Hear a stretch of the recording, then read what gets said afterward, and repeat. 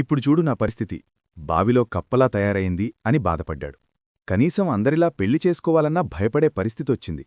వచ్చే అమ్మాయి ఎలాంటిదో వస్తుందో అని. ఏదైనా ఫంక్షన్కు వెళ్లినా పెళ్ళెప్పుడు అనే మాటలు వినలేక చుట్టాల్ని కలవడమే మానేశాడు. ఊరికి వెళ్లాలంటేనే భయమేసేది. లైఫ్ అంతా ప్రశాంతంగానే ఉన్నా జీవితంలో ఏదో శూన్యం ఆవరించినట్టనిపించింది. ఇంకా ఎన్ని రోజులిలా? ఇప్పుడైనా తన జీవితంలో మార్పు రావాలి, అనవసరమైన భయాలన్నీ వదిలేయాలి అని నిర్ణయించుకున్నాడు. వెంటనే ఇంటికి ఫోన్ చేసి పిల్లని చూడమని చెప్పాడు. వారం రోజుల్లోనే మంచి సంబంధం వచ్చింది. అమ్మాయి బాగా చదువుకుంది, అందంగానే ఉంది, మంచి ఉద్యోగం కూడా చేస్తోంది. పైగా ఆమె తండ్రి చిన్నపాటి రాజకీయ నాయకుడు. ఆమెతో పెళ్లిచూపుల రోజు కొంచెం ధైర్యం తెచ్చుకుని ఒక అరగంటకు పైగానే మాట్లాడాడు. ఒక అమ్మాయితో అంతసేపు మాట్లాడ్డం అదే ఫస్ట్ టైం. దీప్తికి నో చెప్పడానికి రీజన్ దొరకలేదు. అంత మంచి సంబంధం ఇంక దొరకదని చాలామంది చెప్పారు. ఒక నెలలో పెళ్లి ముహూర్తం వచ్చింది. నంబర్లు ఎక్స్చేంజ్ చేసుకుని చాట్ చేయడం, అప్పుడప్పుడు కలుసుకుని మాట్లాడ్డం అన్నీ జరిగిపోతున్నాయి. అలాంటి సమయంలోనే ఒక అమ్మాయి తన ఆఫీస్లో జాయిన్ అయింది.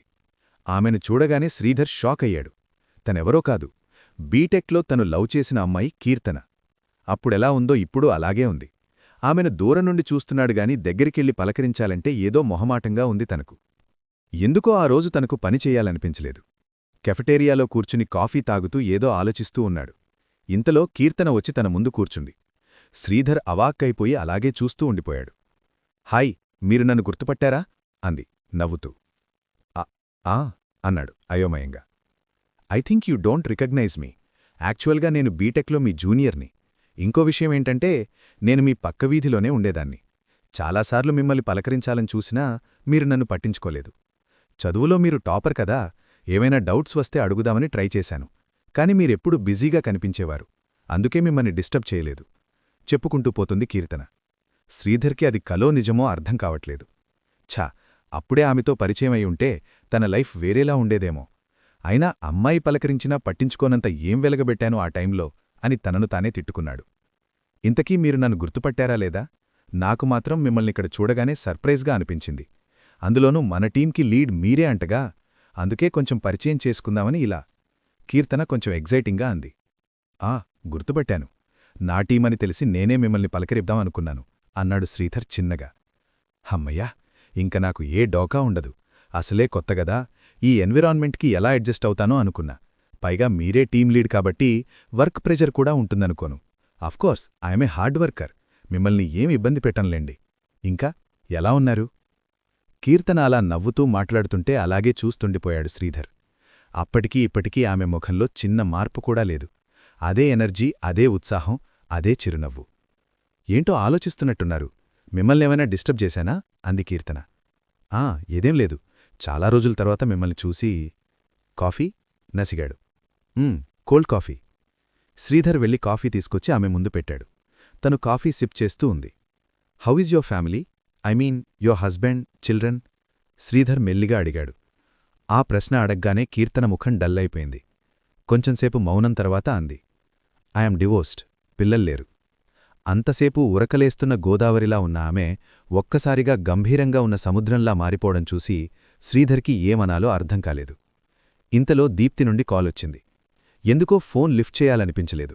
కాని ప్రొద్దున చాట్ చేస్తూ లంచ్ టైంకి కాల్ చేస్తా అన్నాడు. లిఫ్ట్ చేయకపోతే బాగోదు. అందుకే లిఫ్ట్ చేసి కీర్తనని ఎక్స్క్యూజ్ అడిగి కొంచెం పక్కకెళ్ళి దీప్తితో ఏదో హడావిడిగా 4 మాటలు మాట్లాడి తిరిగొచ్చి చూశాడు. కీర్తన అప్పటికే అక్కడ్నుండి వెళ్ళిపోయింది. శ్రీధర్ మూడ్ మొత్తం పాడైపోయింది. ఆ రోజు ఆఫీసులో మొత్తం కీర్తన గురించే తన ఆలోచనలు సాగాయి. మరుసటి రోజు మీటింగ్ ఉండటం, ఆఫీసులో పని ఎక్కువగా ఉండటం వల్ల కీర్తన కనిపించినా పెద్దగా మాట్లాడలేకపోయాడు. ఆ రోజు సాయంత్రం లేటయింది. పార్కింగ్ లాట్కి వెళ్లి బైక్ స్టార్ట్ చేయడానికి ప్రయత్నించాడు. ఎంతకీ స్టార్ట్ కాలేదు. అలాగే దానితో తంటాలు పడుతూ కొద్దిసేపున్నాడు. ఇంక లాభం లేదనుకుని క్యాబ్ బుక్ చేద్దామనుకుని మొబైల్ బయటికి తీశాడు. ఇంతలో వెనక నుండి కీర్తన వచ్చి, ఎనీ ప్రాబ్లం? అంది. అవునండి, బైక్ స్టార్ట్ కావడం లేదు. ఈ మధ్య ట్రబుల్ ఇస్తోంది. మెకానిక్కి చూపిద్దామనుకుంటే టైం దొరకట్లేదు అన్నాడు శ్రీధర్. పోనీ నా స్కూటీ మీద వస్తారా? మీ ఇల్లు నేను వెళ్లే దారిలోనే కదా. అంటే నిన్న చూశాను. అంటే క్యాబ్ బుక్ చేద్దామనుకుంటున్నాను. మీకెందుకు అనవసరంగా శ్రమ? నాకేం శ్రమ లేదు. దారిలోనే కదా. మీకిబ్బంది లేకపోతేనే. నాకేం ఇబ్బంది లేదు. మీకిబ్బందేమో. నాకలాంటి అనవసరం ఇబ్బందులేం లేవులేండి. అయితే పదండి అప్రయత్నంగా అన్నాడు శ్రీధర్.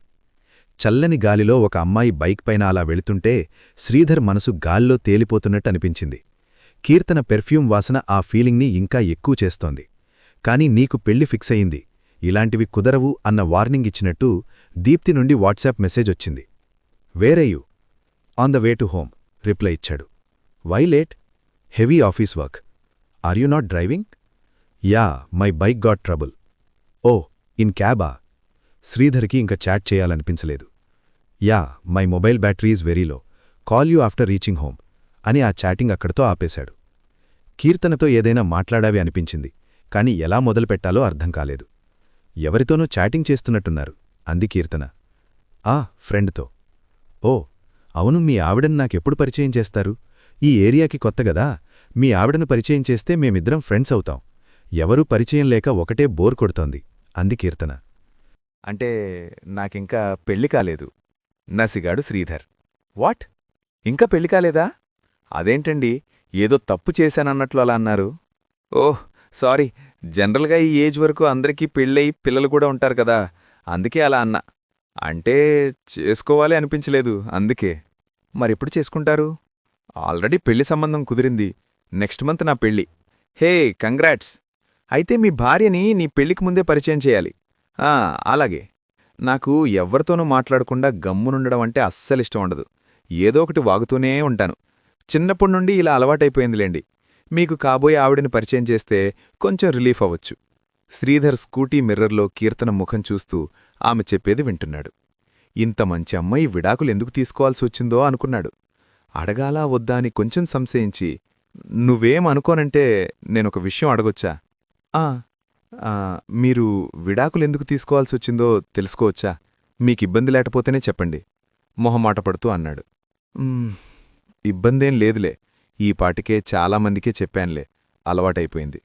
రేపైనా మీకు చెప్పాల్సిందే కదా. నాకు పిల్లలు కారు, నా గర్భసంచిలో ప్రాబ్లం ఉండి తీసేశారు. అందుకే నన్ను విడిచిపెట్టి వేరే అమ్మాయిని పెళ్లి చేసుకున్నాడు.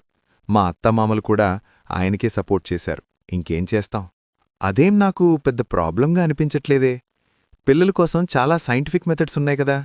పెద్ద ప్రాబ్లం కాదా? ఇవ్వాళ రేపా ఎంత సిల్లీ రీజన్స్కి విడాకులు తీసుకుంటున్నారో తెలుసా? వాటితో పోలిస్తే నాది పెద్ద ప్రాబ్లమే. అయినా మీ హస్బెండ్కి మీ మీద లవ్ ఉంటే అది పెద్ద ప్రాబ్లం కాకపోయిండేది. లవ్వా? నవ్వింది. ఏమైంది? లవ్ అంటే నవ్వొచ్చింది. నాకు చాలామంది లవ్ ప్రపోజ్ చేశారు, నేనెవ్వరినీ యాక్సెప్ట్ చేయలేదు. కాలేజీలో ఉండగానే మంచి సంబంధమని నాకు పెళ్లి చేసేశారు. ఆయనకి బిజినెస్సు, ఫ్రెండ్స్ తప్ప ఏమీ పట్టేది కాదు. ఇంట్లో ఫ్రిడ్జు, టీవీ, ఏసీలాగా నేను కూడా ఒక వస్తువునే తనకి. బైక్ వేగం పెంచింది తను. ఒక అపురూపమైన అందమైన అమ్మాయిని ఇంట్లో పెట్టుకుని ఆమె విలువ తెలుసుకోలేకపోయాడు వెధవ అనుకున్నాడు మనసులో. ఎంతోమంది కలలరాణిని ఇంట్లో పెట్టుకుని ఒక వస్తువుగా చూస్తాడా? ప్రేమించే హృదయం అందరికీ ఉండదు కదా. దేవుడికి ఎవరికి ఏమివ్వాలో తెలీదు. ఇలా ఏదో ఆలోచిస్తూ ఉన్నాడు. ఇంతలోనే శ్రీధర్ ఇళ్ళో తీసింది. శ్రీధర్ ఈ లోకంలోకొచ్చి, ఇక్కడ సైడ్ కాపండి అన్నాడు. బైక్ దిగి థ్యాంక్స్ చెప్పాడు. సారీ, నా పర్సనల్ విషయాలు చెప్పి బోర్ కొట్టించాననుకుంటా నవ్వుతూ అంది కీర్తన.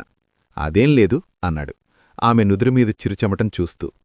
స్ట్రీట్లైట్ వెలుతురులో మెరుస్తున్న ఆ చెమట బిందువులు ముత్యాల్లా అనిపించే తనకు. Okay bye, good night bike reverse చేస్తూ అండి తను. Good night. కీర్తన వెళ్ళిపోతుంటే అలాగే చూస్తూ నిల్చున్నాడు.